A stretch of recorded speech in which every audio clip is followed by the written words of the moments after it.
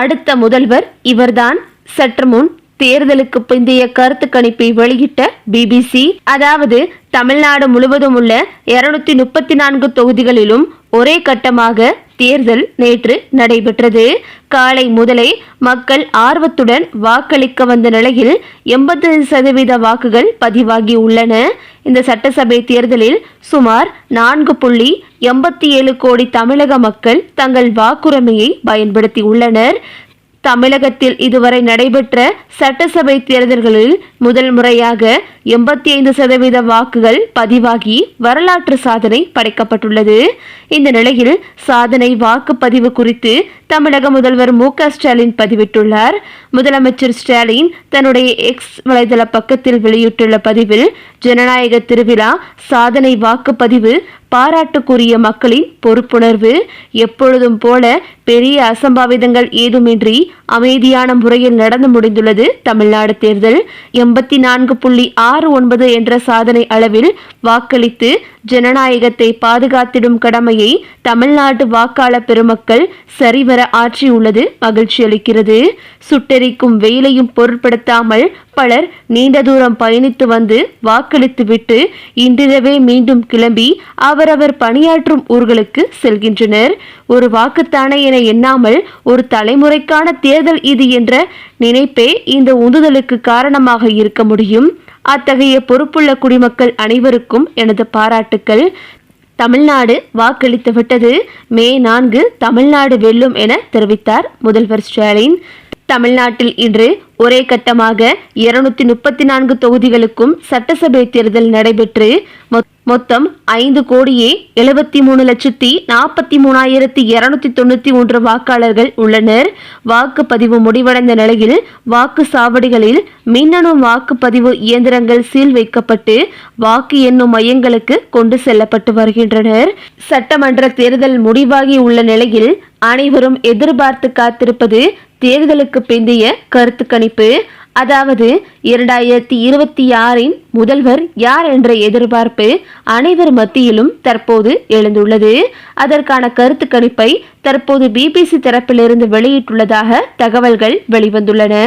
அதாவது 2021 தேர்தலில் திமுக தலைமையிலான மதசார்பற்ற முற்போக்கு கூட்டணி வெற்றி பெற்று ஆட்சியை பிடிக்கும் என்பதில் எந்த ஒரு கருத்து கணிப்பு நிறுவனத்திற்கும் மாற்று கருத்து இருக்கவில்லை. 10 ஆண்டு கால அதிமுக ஆட்சிக்கு எதிரான மனநிலை, மு.க.ஸ்டாலின் அவர்களின் தீவிர பிரச்சாரம் ஆகியவை திமுகவிற்கு சாதகமாக இருக்கும் என்பதை அனைத்து நிறுவனங்களும் ஒருமனதாக கணித்தன. ஆனால் வெற்றியின் அளவு விஷயத்தில்தான் பல நிறுவனங்கள் சறுக்கின. இந்த நிலையில் முதல்வர் மு.க.ஸ்டாலின் தலைமையிலான திமுக கூட்டணி 178 இடங்களை கைப்பற்றி மீண்டும் ஆட்சியை தக்க வைக்கும் என்று தற்போது வாக்குப்பதிவுக்கு பிந்தைய வந்த கருத்து கணிப்புகளின் முடிவுகள் சொல்கின்றன. எடப்பாடி பழனிசாமி தலைமையிலான அதிமுக கூட்டணி 56 இடங்களை பிடிக்கும் என்றும் கணிக்கப்பட்டுள்ளது. மண்டல வாரியான தரவுகளை பார்க்கும்போது சென்னை மண்டலத்தில் உள்ள 37 தொகுதிகளில் 36 இடங்களை கைப்பற்றி திமுக கூட்டணி அசுர பலத்துடன் உள்ளது. இங்கு அதிமுக ஒரு இடத்தில் மட்டுமே முன்னிலை வகிக்கிறது.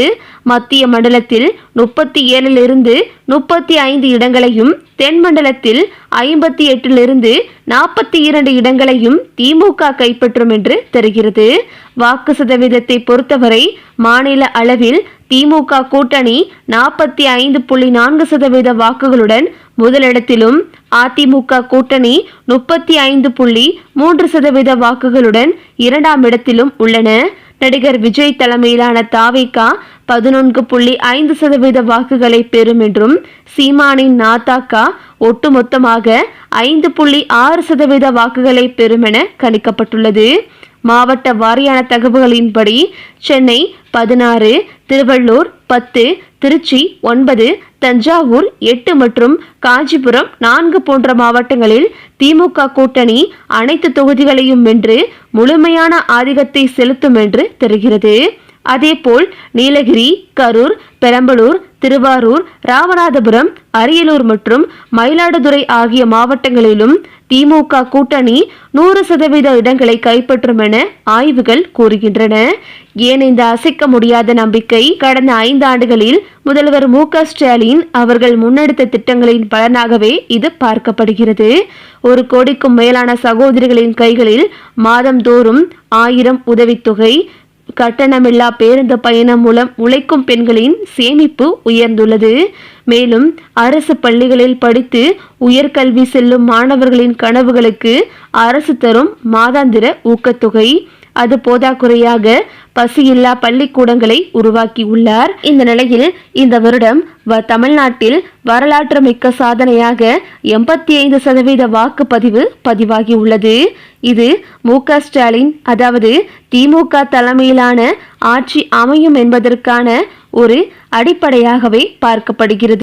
திமுகவை பொறுத்தவரை அடுத்தடுத்து ஆட்சியை பிடிக்க முடியாது என்று பலரும் கூறி வந்த நிலையில் முதல்வர் ஸ்டாலின் அதனை முறியடித்து தற்போது 2026 முதல்வராக ஆட்சியில் அமரப்போவது உறுதி என்று தற்போது வாக்குப்பதிவுக்கு பிந்தைய வந்த கருத்து கணிப்புகள் உறுதிப்படுத்தியுள்ளன.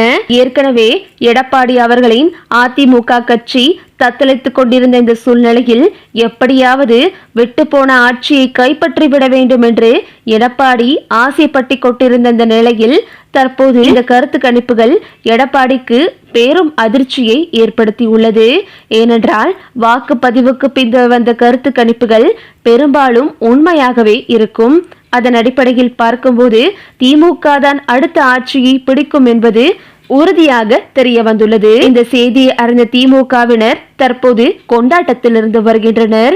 மேலும் திமுக தான் ஆட்சியை பிடிக்கும் என்பதில் எந்தவித சந்தேகமும் இல்லை என்று அடுத்தடுத்து வந்த கருத்து கணிப்புகளும் உறுதிப்படுத்தும்படி அமைந்துள்ளது. இது போதாக்குறையாக அக்னி நியூஸ் மேலும் லயோலா இப்படி அடுத்தடுத்து தங்களது வாக்குப்பதிவுக்கு பிந்தைய வரும் கருத்து கணிப்புகளை வெளியிட்டு மற்ற எதிர்கட்சிகளுக்கு அதிர்ச்சியை ஏற்படுத்தி வருகின்றன. அது மட்டுமின்றி கிட்டத்தட்ட 3/4 பெண்களின் ஓட்டுகள் திமுகவுக்குத்தான் என்ற ஒரு கருத்து கணிப்புகளும் வெளிவந்துள்ளன. மேலும் தற்போது விஐபி தொகுதி அதாவது நட்சத்திர தொகுதியான விஜய் நிற்கும் திருச்சி கிழக்கிலும் திமுக தான் அங்கும் வெற்றி கொடியை நாட்டியிருக்கிறது என்ற ஒரு செய்தியும் வெளிவந்து தற்போது தாவேகாவினரிடையே பெரும் அதிர்ச்சியை ஏற்படுத்தியுள்ளது.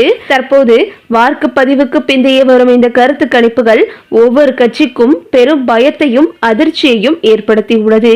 கடந்த 5 வருடத்தை தொடர்ந்து அடுத்த 5 வருடத்திலும் திமுக தான் தமிழகத்தில் தங்களது ஆட்சி கட்டிலில் அமரப்போகிறது என்ற செய்தி திமுகவினரிடையே பெரும் கொண்டாட்டத்தையும் நெகிழ்ச்சியையும் ஏற்படுத்தியுள்ளது.